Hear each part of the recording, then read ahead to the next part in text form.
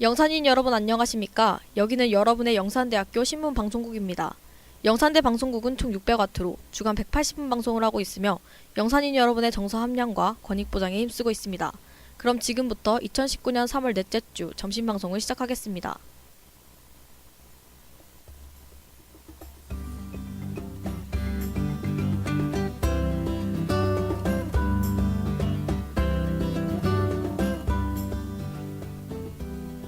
YG미디어 음성방송 안내.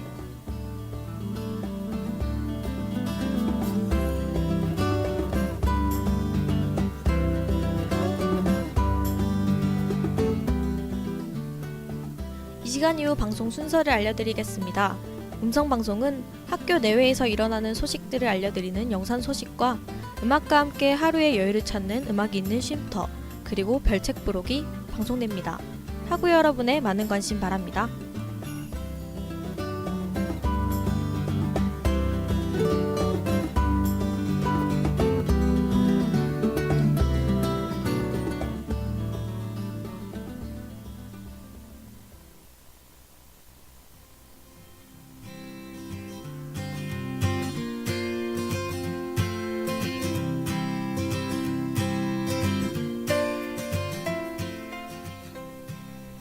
안녕하세요. 음악이 있는 쉼터입니다.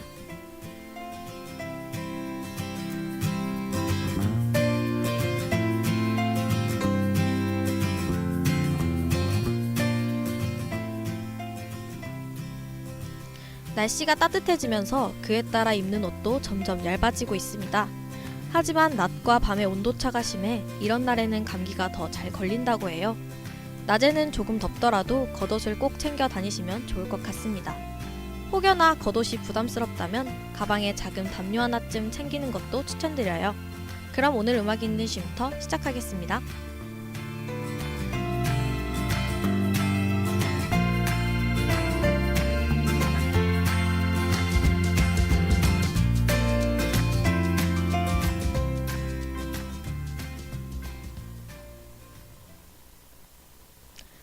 다시 따뜻한 봄이 찾아오면서 벚꽃이 피고 있습니다. 그래서 오늘은 학우 여러분들에게 로맨틱한 해외 벚꽃 축제를 소개해드리려고 해요. 첫 번째로 소개해드릴 여행지는 워싱턴입니다. 미국 워싱턴에서 열리는 벚꽃 축제는 강변을 따라 늘어선 3천여 그루의 아름다운 벚나무를 감상할 수 있다고 해요. 또한 3월 20일부터 4월 13일까지 진행되는 이 축제는 재즈 공연과 불꽃놀이 그리고 화려한 퍼레이드도 진행된다고 합니다. 두 번째는 오사카 벚꽃 축제인데요. 일본은 벚꽃하면 절대 떼놓을 수 없는 곳이라는 것을 다들 알고 계실 겁니다.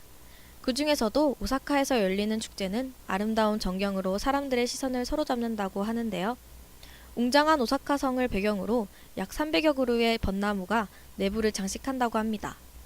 이번 연도 오사카에서는 꽃 개화 시기를 3월 22일로 보고 있으므로 4월 초에 들리는 것이 가장 좋을 것 같아요. 마지막으로 대만의 아리산 벚꽃 축제입니다.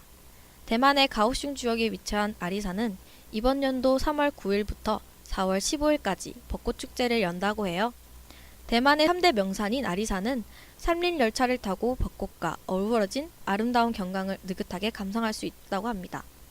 또한 그 주변에서는 대만에서 유일한 진흙 온천인 관찌링 머드 온천도 있으므로 휴식을 위한 여행으로도 좋다고 해요. 그러니 학우 여러분들도 해외로 벚꽃 여행을 가보는 건 어떨까 싶어요. 그럼 노래를 듣고 이어가겠습니다.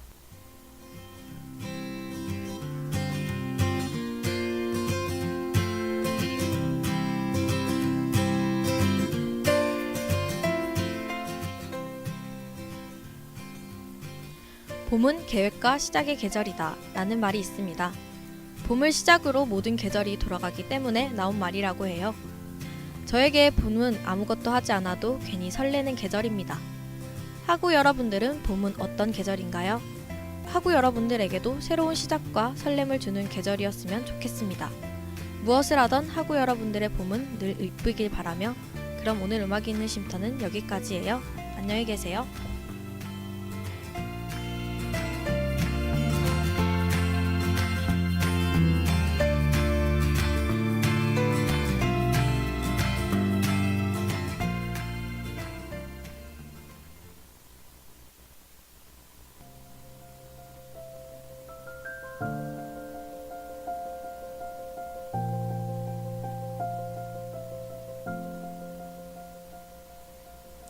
안녕하세요. 별책 부록 시간입니다.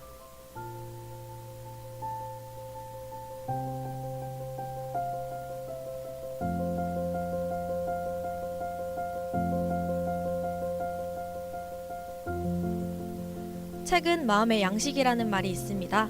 그만큼 독서는 우리 삶에 있어서 중요하고 가치 있는 것인데요. 이번 시간에는 하구 여러분들이 한 번쯤 읽어보면 좋을 법한 책이나 제가 감명 깊게 읽은 책들을 소개해 드리려고 합니다.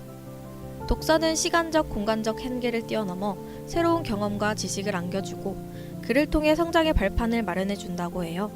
그만큼 이번 시간이 하구 여러분들의 독서에 도움이 되셨으면 좋겠습니다. 그럼 저와 함께 오늘의 벌책 부록 시작해보아요.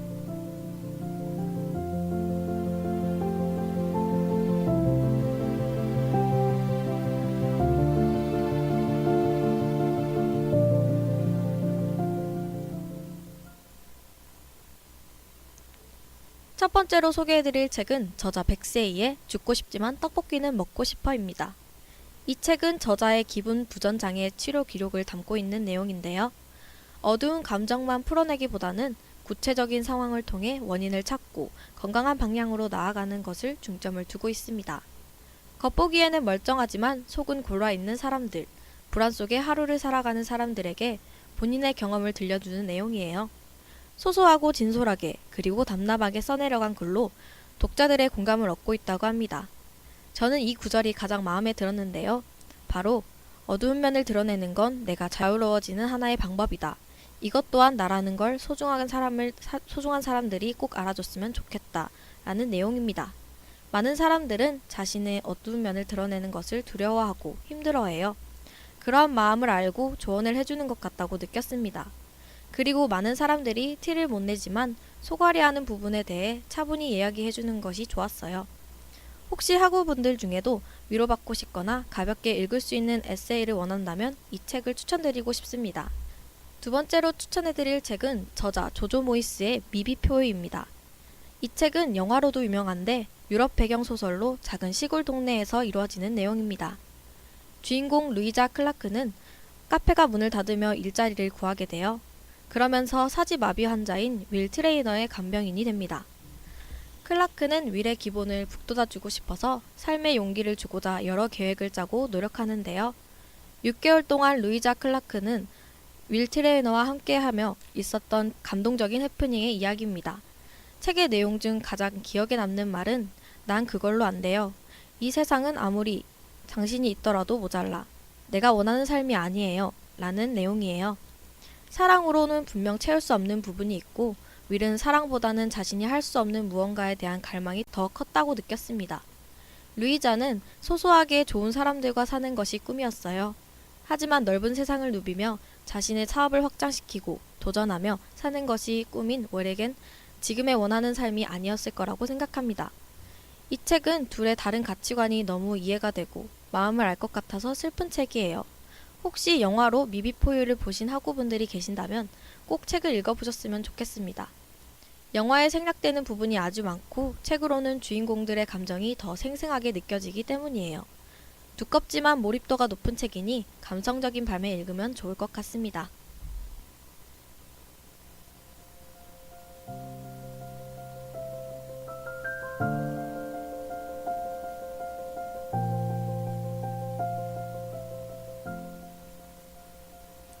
나는 삶을 변화시키는 아이디어를 항상 책에서 얻었다 라는 말을 아시나요?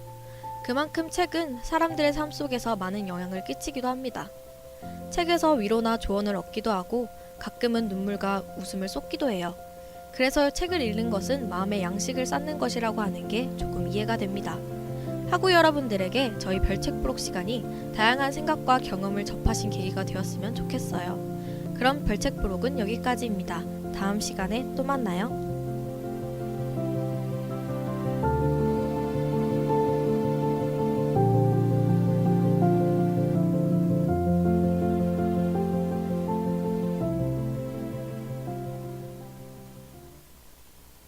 지금까지 영산인 여러분은 영산대 방송국에서 보내드린 오늘의 방송을 들으셨습니다. 다음 시간까지 안녕히 계십시오.